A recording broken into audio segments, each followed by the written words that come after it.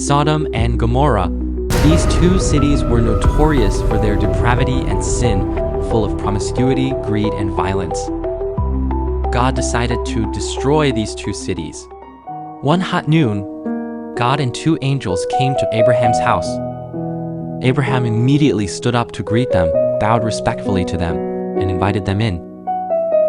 God told Abraham and Sarah, "You will have a son within a year." This was not only a special favor to Abraham's family, but also a reminder for them to keep faith in God's promise.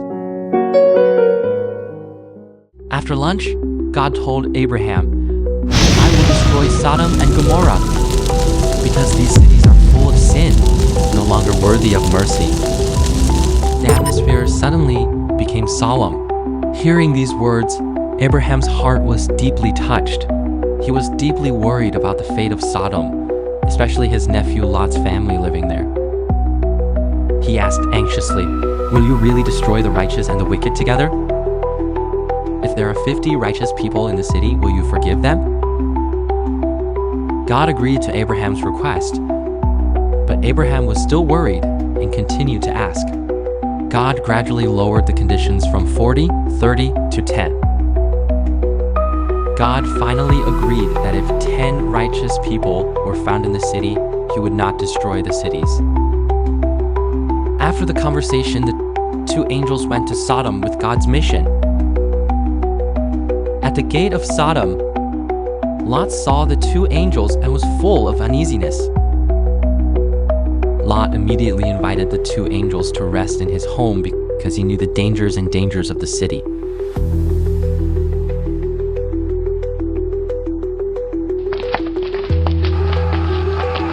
As night fell, the shouts of the evil people broke the silence.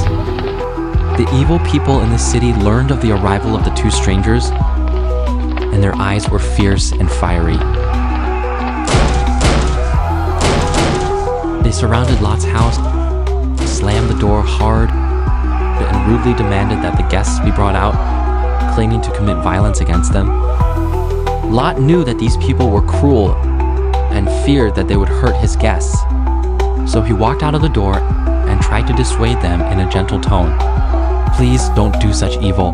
I have 2 daughters who are not married yet. I can give them to you. Please don't hurt my guests." His voice trembled, full of helplessness and fear.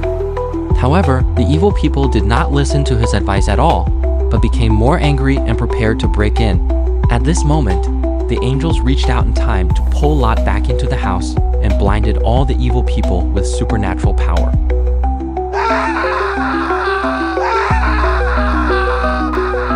The people outside groped and screamed in pain, but could not find the direction of the door.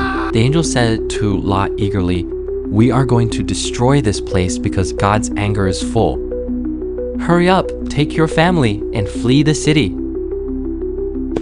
Lot realized that time was running out and immediately went to find his 2 fiancés who were about to become his sons-in-law, trying to warn them of the impending disaster. Lot grabbed his sons-in-law's hands, his eyes full of pleading. "Time is running out. Run away with us." Lot's sons-in-law did not believe him. They thought Lot was joking and did not take the warning seriously. Lot returned home with a heavy heart. The angels urged Lot again, and the tone became more urgent. "Hurry, take your wife and daughter. Leave the city immediately. Don't delay any longer." Before he finished speaking, the angels grabbed Lot and his family's hands, pulled them out of the house, and quickly shuttled through the streets of Sodom. Lot's heart was beating like a drum. The city was filled with panic. The air on the streets was dull, and there were faint cries in the distance, as if the city itself was wailing. When they fled the city and came to the plain, the angel warned again, "Don't look back, don't stay on the plain, and quickly escape to the mountains." However, Lot's wife couldn't help but tilt her head slightly because of her reluctance and attachment to her past life.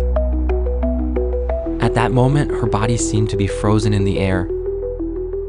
Her tears froze into ice in the corners of her eyes. Her body turned into a pillar of salt, standing in the desolate wilderness. Lot and his daughters continued to run forward in grief with tears and sweat intertwined. When Lot and his daughters just entered the mountain, God rained down sulfur and fire, and a blazing light streaked across the sky. Then the flames fell from the sky like a waterfall, hitting Sodom and Gomorrah hard. The smell of burning sulfur was pungent.